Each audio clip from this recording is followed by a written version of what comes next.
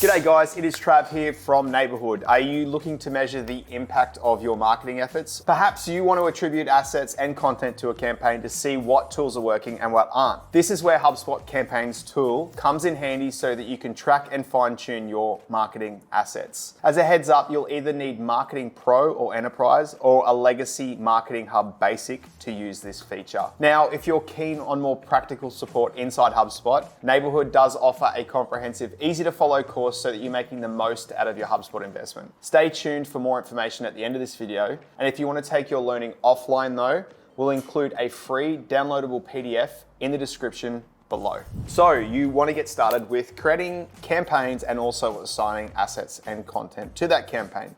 Well, as of today, which is August 2022, HubSpot has made significant updates to the campaigns tool, which make it easier to track what's happening inside the group's bunch of activities that you're doing in your marketing campaign.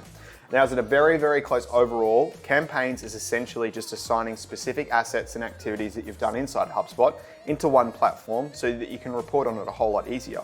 So let's dive in and I'll show you exactly how to use that. So what you want to do, now if you don't know anything about the campaigns tool, it is located up in the marketing and then down at campaigns. If you don't really necessarily know why exactly this was all sort of put together, I'm going to step you through this step by step right now.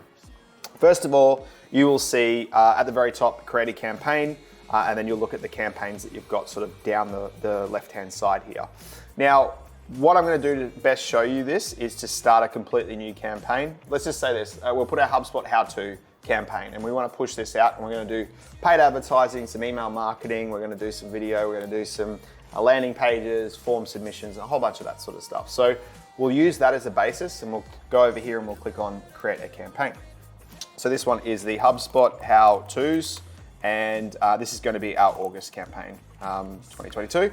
Now, the owner is myself, so I want to make sure I'm responsible for the execution. And today is the 11th, and we want to say that it's going to last for a month. So we'll go to the 11th of next month. Don't know why it will end on a Saturday, but it will. So we're going to give it a color. Now, colors don't do anything. Color just helps you differentiate it from one another. It will carry through on landing pages and emails and things like that. I like the HubSpot orange, that's good.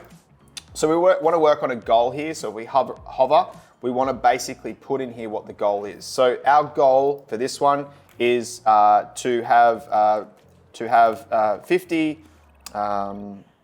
prospects sign up and download the HubSpot how-to PDF guides. I've got to learn how to spell properly, but we'll get there one day. There we go. Prospects. Now our audience, so again, this is just so that it can be communicated across. If we hover over the tooltip here, it's basically to help our team understand who it is. So this is going to be for HubSpot users, users globally. I think that's going to be good enough for us. Now, we've got the currency here as well. This is from a budget standpoint. Now, these are loaded in the system settings. So you'll have to, if you haven't got a currency there, they have got the managed currencies. It's also located in the cog and under general. For us, we're going to do the US dollar here. And we want to spend $5,000 inside the month. And now that's going to be attributed to paid and whatnot as well. Here, I'll put some notes as well. A really good high level is you can start putting some notes around some SMART goals. Essentially, it's just to be put as a note there. So SMART goals to be placed in there and potentially any other information that attributed to that campaign. So we'll click on create and it should bring us up a beautiful little page that should look somewhat familiar to like a landing page or an email sort of overview. Now here we can see a whole bunch of different things. We can start to see at the very top here all of the goals and information that I entered into the top. If we bring this down a little bit, we can start to sort of see that information in sort of a pull-out side drawer. We'll see performance, attribution, assets, and we've got tasks here as well. And at the very top, we've got clone if we're doing more than one campaign that's similar. And we can start to look at some other ones here as well, and then adding assets too. All right, this one is based around adding and managing content and assets. There is a lot to dig into this campaigns tool, which we're not going to go into crazy detail in this one. We're just going to be assigning assets and content to this one specifically. Now, there are two ways to do this. One, you can do this within the content itself, or you can do it here in the Add Assets button as well. So what I personally like to do when I'm creating assets is go through and have a laundry list of all the assets that I need to create. So that might be lead nurturing emails, workflows, might be paid ads. It also might be specific landing pages, anything of that matter. My favorite thing to do is to go ahead and create all of those assets. And then after you've created all those assets, go into the campaign tool and start to bring all of them in. You can start to get a really good global view of what's been created and what hasn't been created, just to make sure that you're not missing anything as well. To do this, we'd go through and click on Add Assets. Now it will give us all of these different types of options as well. So if I know that I've created a few ad campaigns, I can click on here. Now we haven't got our ads tool connected up there, but they'd pop up there and I can start using the tick box to start adding those assets to them.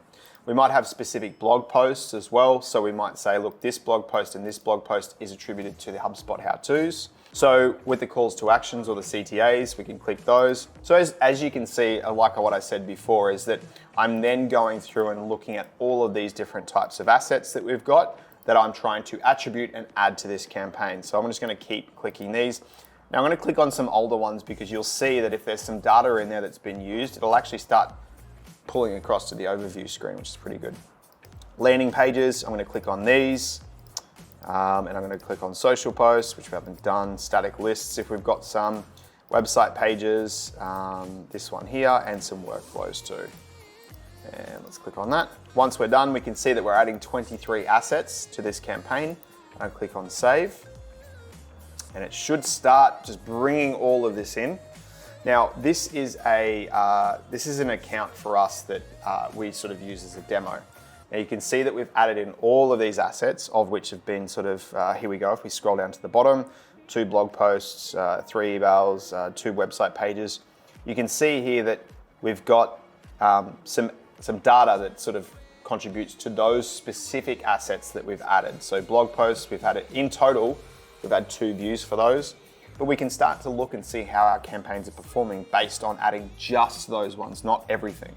So how many submissions and how much contacts for first touch, CTA clicks. And this is all really relative if you are having to report back to a higher level or within your team to see how the performance is going based on that group of activities. Now, you can dig in a lot deeper into attribution and understand the attribution side of things. On an active account, this would start lighting up. Here, as we went through before, is a visual representation of a lot of the assets that we've added here as well, and also the status of those as we scroll through, and any tasks that are related to that as well.